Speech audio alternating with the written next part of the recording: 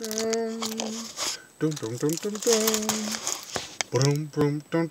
to the Sage's Workshop. It's your boy King Covington, and I am going to tell you today why my wife and I do not celebrate Valentine's Day. So to preface this whole story, I'm going to give you a quick story about something weird that happened when I was in college. So I want to say it was sophomore year, but it could have been end of freshman year. I was at Albion College, and a psychic, or a bunch of psychics and like carnival people came to the school. Cool, right? So I went to the psychic because I was like, why not? I mean, I half believed in this stuff back then. I was like, yeah, she could be cool. Let's see.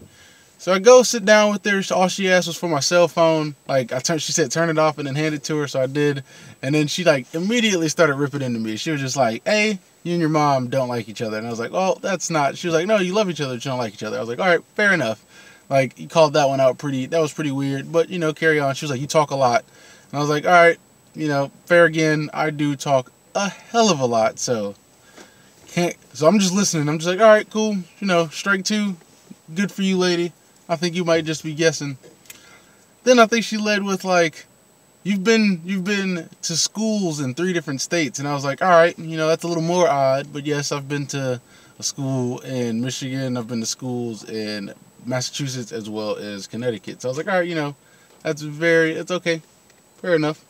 And she started carrying on and on. I can't remember most of it, but I do remember one strong detail. She was like, you'll have fallen in love with 2 people by the time you're finished. And I was like, all right. I'm like 19 at this point, so I'm thinking, all right, I fell in love with a girl back when I was 15 at one of my boarding schools.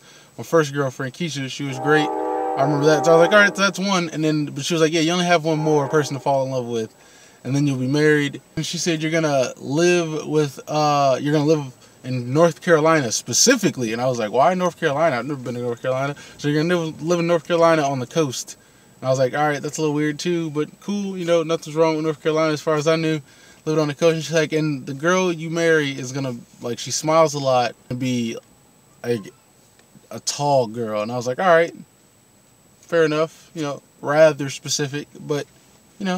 So I thought, get into the story of how I met and then married my wife. So I'm thinking nothing of this ever. Just to leave that there. This story never pops into my head until like, you know, a week or so after I got married. So I met my wife when I was 16. I got called to Ithaca College to come do like the diversity tour where pretty much all the black kids would go, and then you'd like tour the campus and chill out and play games for 2 or 3 days. So whatever. As far as I knew, I was like, hey, I don't have to go to school for 3 days this week. I get flown out to Ithaca for free. This is awesome. I'm going to go. So I go there, and then I think day 2, they had us all grouped up in this little room. All the black kids from the event were in this room. And then this woman named Star walks in, who shined ever so bright. Not trying to be cliche, but literally when I saw her, I was like, oh my God, does no one else see this beautiful person who just walked in the room? I was just like, I was so amazed when I saw her that at the end of all the commotion of the games and stuff we played, I was like, I have to go talk to her. So I went up to talk to her, and she invited me over for dinner, which was awesome because she was like, I cook. And I was like, yeah, because the food here ain't great. The food at my school ain't great. She's like, I cook. And I was like, sweet. Unluckily for me, the dude, like my chaperone, the dude I had to tour around with, like, was too busy to take me to like where she was, like on the campus where she was staying. So I never got to go see her. And then like I got on the plane and flew back to Boston the next day. So that was that. Got her name, you know, added her on Facebook. That was the end of that story. So finished the school year out. I was just like, nah, I gotta figure out how I can get in touch with her. So I hit her over the center. She didn't answer for like a month, like a whole month. So I was like, you know what? I'm going to message her again. And then she answered, and I was like, oh. And then I got real embarrassed because I was a bum. I was like, oh, that was my cousin messaging you. But now that you're talking to me, what's up with you? And that carried on for a couple years, like three years in. And then 3 years in, I was like, we started to, like, we were going, like, talking on and off just because just circumstances in life that she couldn't speak to me for some reason, or I couldn't speak to her. We lost numbers, we lost contact, but we always held true. Whenever we talked, it was like we never missed out any time. We picked right back up. So it got around to the year end of 2013, around Christmas time, we get in touch again, and we were both at a point in life where we realized, I'm not about to keep trying to date other people. I used to tell her all the time, I was like, I try to date people all the time. They always shut me down. Oh, I'm not trying to settle down. Even though in my head, I was like, me neither. I was just trying to date, you know, get some experience. So either way, we get down to the fact that we're like, why don't we just get married now? and just go for a record, right? I mean, we both enjoy each other's company more than just a lot. And yeah, let's just go for the record. Like, why not just go for 70-year anniversary? Like, well, why not? So we decide, like, so we get engaged around, I want to say New Year's Day, I think I proposed. So we got engaged over the phone. It was awesome. So yeah, we do that, and then her family was just like, my family was pretty cool with it. They were just like, yeah, fuck it, why not get married? But her family was just like, I don't know this man, and I was just, so they were just like, oh, I don't know him. I don't like this. So I was like, cool. I got no track meet this week. I finished all my homework and projects up. I'm just gonna come visit.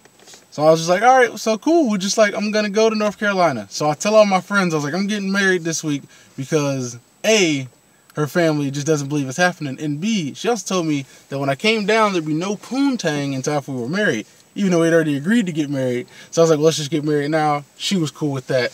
So I didn't want to miss out on coming to visit and not getting poontang after I hadn't seen her for like 3.5, 4 years. So that wasn't going down. So I told all my homies, and they threw me the most banging bachelor party the night before. I mean, the cops showed up. We thought things was about to go down. We had an escape route. We had people ready to take me to the airport. It was all great. But yeah, the next morning I got taken to the airport. Flew down to North Carolina. She picked me up. We went directly to the clerk's office and got our marriage license, and then went straight to the like the little woman inside the room that can just marry you, and it was awesome. Quick and painless, man. We got in there. I met the family as the rings was getting put on, so I had no fear. I was like, I don't care if y'all approve or not. Don't care. Because we are already here. Yeah, we were just like, and it didn't matter to us, because in 5 years, when we save up some money, we'll just throw an actual wedding, because all we really care about is the reception. We want to get a nice dress, some rings, and a reception. So we didn't care anyway. But yeah, so we got married, and we went and just had our week-long honeymoon, just chilling out. It was great. It was awesome. But it was so easy. But we were like, yeah, why do Valentine's Day where they just want you to buy cards and candy and all that bull?